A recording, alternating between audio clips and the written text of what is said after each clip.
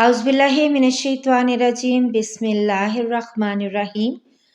عبد الوارث نے بیان کیا، ان سے ایوب نے، ان سے حمید بن حلال نے اور ان سے حضرت انس بن مالک رضی اللہ تعالیٰ عنہ نے کہ نبی کریم صلی اللہ علیہ وآلہ وسلم نے فرمایا کہ زید رضی اللہ تعالیٰ عنہ نے جھنڈا سنبھالا لیکن وہ شہید ہو گئے۔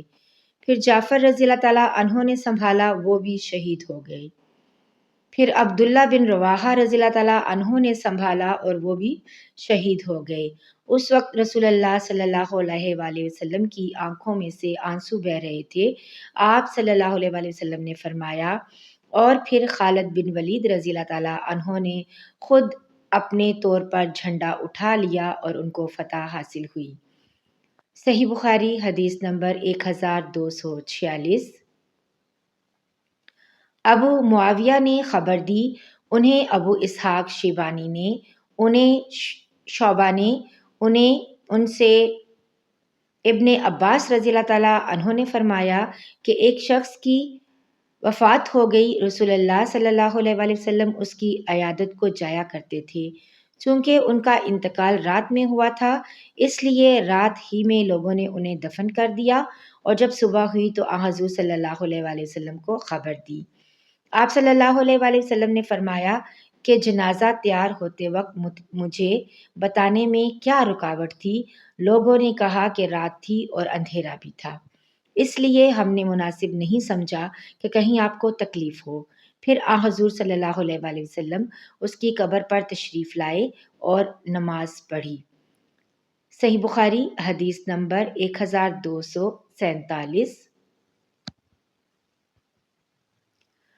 ابو معمر نے بیان کیا، کہا کہ ہم سے عبد الوارث نے، ان سے عبد العزیز نے اور ان سے حضرت انس رضی اللہ تعالیٰ عنہ نے کہ نبی کریم صلی اللہ علیہ وآلہ وسلم نے فرمایا کہ کسی مسلمان کے اگر 3 بچے مر جائیں جو بلوغت کو نہ پہنچے ہوں تو اللہ تعالیٰ اس رحمت کے نتیجے میں جو ان بچوں سے وہ رکھتا ہے، مسلمان بچے کے باپ اور ماں کو بھی جنت میں داخل کر دے گا۔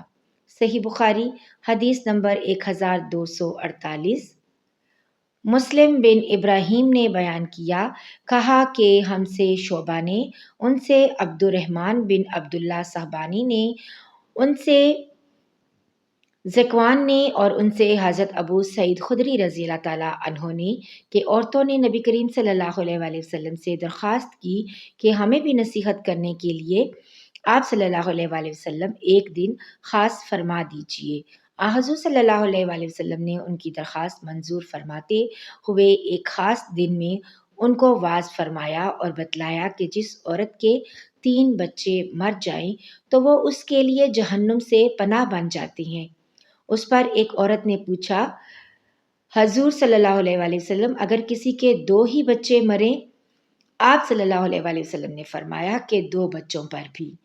صحیح بخاری حدیث نمبر 1249۔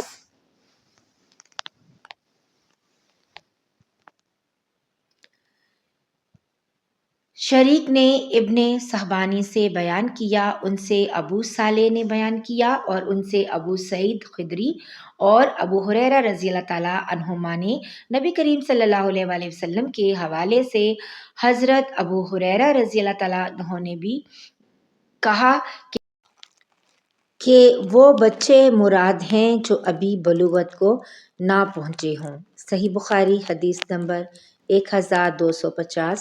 علی نے بیان کیا، ان سے سفیان نے، انہوں نے کہا کہ میں نے زہری سے سنا، انہوں نے سید بن مسیب سے سنا اور انہوں نے ابو ہریرہ رضی اللہ تعالیٰ عنہ سے کہ نبی کریم صلی اللہ علیہ وآلہ وسلم نے فرمایا کہ کسی کے اگر 3 بچے مر جائیں تو وہ دوزخ میں نہیں جائے گا، اور اگر جائے گا بھی تو صرف قسم پوری کرنے کے لیے۔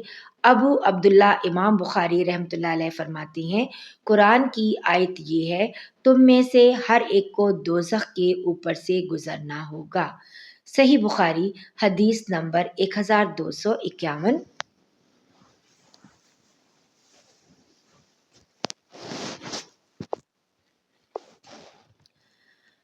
آدم بن ابی عباس نے بیان کیا، کہا کہ ہم سے شعبہ نے بیان کیا، کہا کہ ہم سے ثابت نے، اور ان سے حضرت انس بن مالک رضی اللہ تعالیٰ عنہ نے کہ نبی کریم صلی اللہ علیہ وآلہ وسلم ایک عورت کے پاس سے گزرے جو ایک قبر پر بیٹھی ہوئی رو رہی تھی۔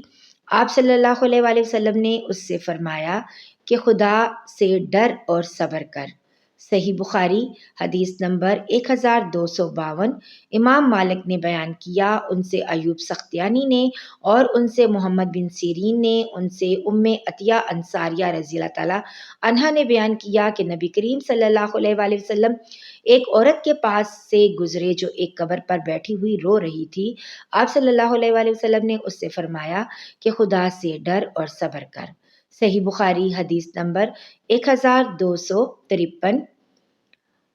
عبد الوہاب ثقفی نے بیان کیا، ان سے ایوب نے، اور ان سے محمد نے، ان سے حضرت ام عطیہ رضی اللہ تعالیٰ عنہا نے کہ ہم رسول اللہ صلی اللہ علیہ وآلہ وسلم کی بیٹی کو غسل دے رہی تھیں کہ آپ صلی اللہ علیہ وآلہ وسلم تشریف لائے اور فرمایا کہ 3 یا 5 مرتبہ غسل دو یا اس سے بھی زیادہ، پانی اور بیری کے پتوں سے، اور آخر میں کافور بھی استعمال کرنا، پھر فارغ ہو کر مجھے خبر دے دینا۔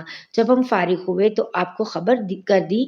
آپ نے اپنا ازار عنایت فرمایا اور فرمایا کہ یہ اندر اس کے بدن پر لپیٹ دو۔ صحیح بخاری حدیث نمبر 1254۔ خالد نے بیان کیا، ان سے حفصہ بنت سیرین نے، اور ان سے ام عطیہ رضی اللہ تعالیٰ عنہا نے کہ رسول اللہ صلی اللہ علیہ وآلہ وسلم نے اپنی بیٹی کے غسل کے وقت فرمایا تھا کہ دائیں طرف سے اور اعضائے وضو سے غسل شروع کرنا۔ صحیح بخاری حدیث نمبر 1255۔ وکی نے بیان کیا، ان سے سفیان نے، ان سے خالد خزاں نے، ان سے حفصہ بنت سیرین نے، اور ان سے حضرت ام عطیہ رضی اللہ تعالیٰ عنہا نے کہ رسول اللہ صلی اللہ علیہ وآلہ وسلم کی صاحبزادی کو ہم غسل دے رہی تھیں۔ جب ہم نے غسل شروع کر دیا تو آپ صلی اللہ علیہ وآلہ وسلم نے فرمایا کہ غسل دائیں طرف سے اور اعضائے وضو سے شروع کرو۔ صحیح بخاری حدیث نمبر 1256۔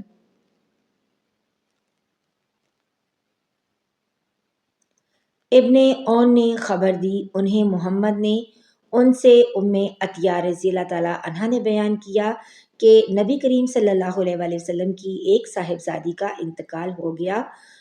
اس موقع پر آپ صلی اللہ علیہ وآلہ وسلم نے ہمیں فرمایا کہ تم اسے 3 یا 5 مرتبہ غسل دو، اور اگر مناسب سمجھو تو اس سے بھی زیادہ مرتبہ غسل دے سکتی ہو، پھر فارغ ہو کر مجھے خبر دینا۔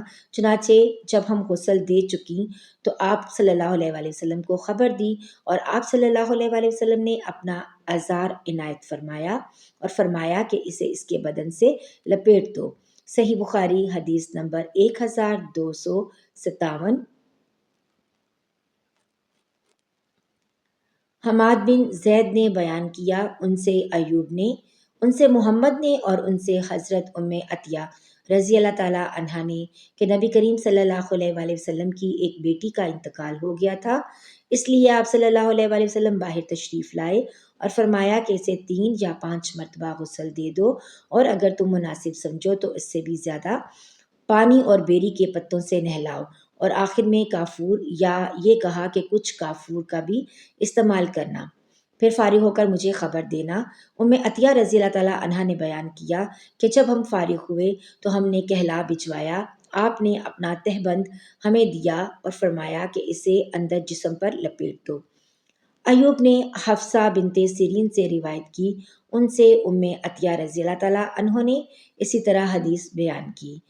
صحیح بخاری حدیث نمبر 1258۔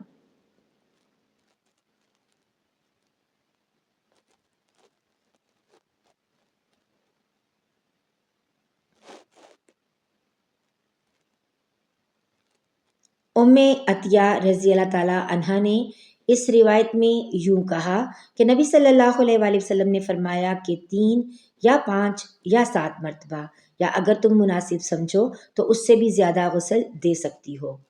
حفصہ نے بیان کیا کہ ام عطیہ رضی اللہ تعالیٰ عنہا نے فرمایا کہ ہم نے ان کے سر کے بال 3 لٹوں میں تقسیم کر دیے تھے۔ صحیح بخاری حدیث نمبر 1259۔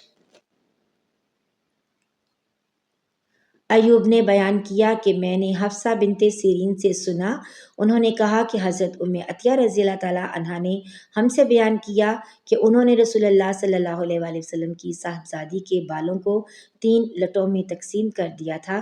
پہلے بال کھولے گئے، پھر انہیں دھو کر ان کی 3 چوٹیاں کر دی گئیں۔ صحیح بخاری حدیث نمبر 1260۔